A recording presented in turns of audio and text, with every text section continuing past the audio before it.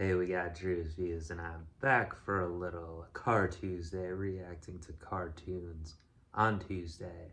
And today we've got Teen Titans Season 5, Episode 9 cruising toward the end of the series here. After this one, I believe there'll be only 4 episodes left, but right now we got to get revved up before we get to that. That's the title of this one.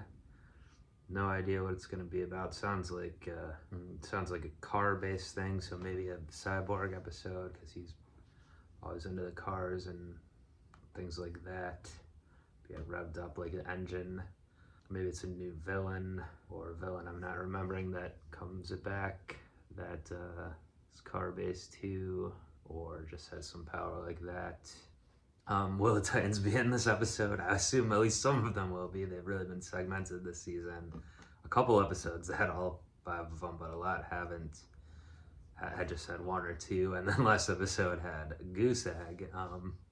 We had Lightspeed last time with Kid Flash, so he was the hero standing in for that side of the ledger in that episode. But really, it was a Hive 5 based episode, especially Jinx was the main character in the last one, so it was from the villain's point of view type of thing. Even their own kind of hive tower, like the Titan Tower, it seemed like their map flashing with crimes they could commit, I guess, crime opportunities.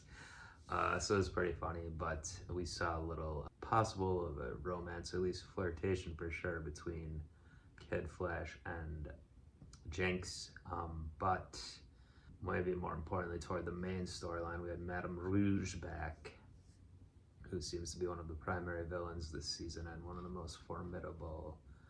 Obviously, she can imitate other people exactly with voice and look and everything, so that's tough.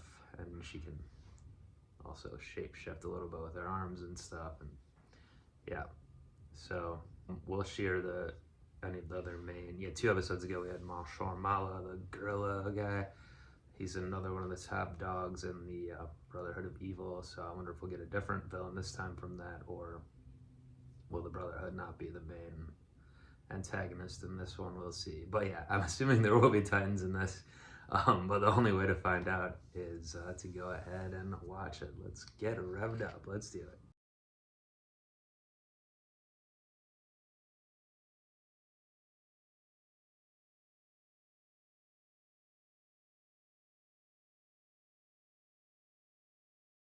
Well, Robin, I thought we were friends. I guess not, because you didn't show me what was in the caves. Like Pulp Fiction, where it opens up and you just see like a glow.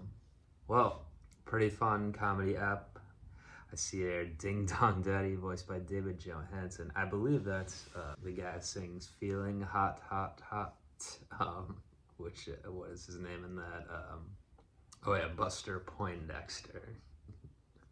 So I guess it's good to do the voice of that character. That's like a comedy persona, kind of. Anyway, I would say this was based on like Wacky Races, that like cartoon from I think the 60s. It was on TV when I was a kid still sometimes.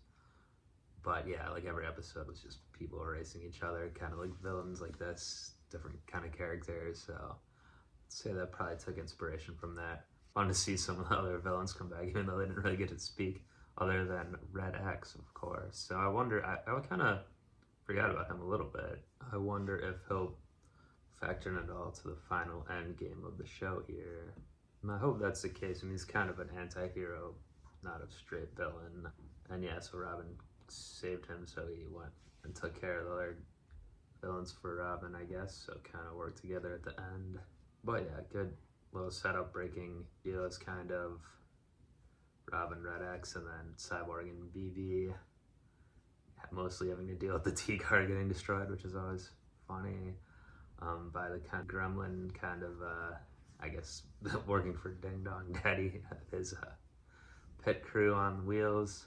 And I do that as funny how Beast Boy turns into a horse at the end and rides Cyborg through like a chariot there. But yeah, and then getting the ladies split off separately too, Star and Raven, what led to some good comedy for sure. Yeah, so Star was on one this time, definitely giving away what was going on to Gizmo, and then her nice disguise there to get on the villain bus. So some classic humor.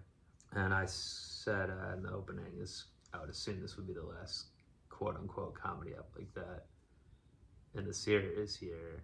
I'm thinking from this point on, it's got to deal with the Brotherhood of Evil and the main storyline here.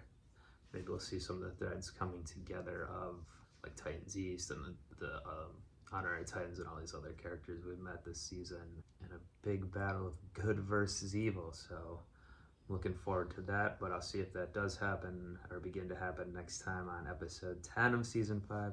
Do join me back for that next Car Tuesday. But until then, I'm gonna drive on out of here, Daddy-O's. Peace. Time to go.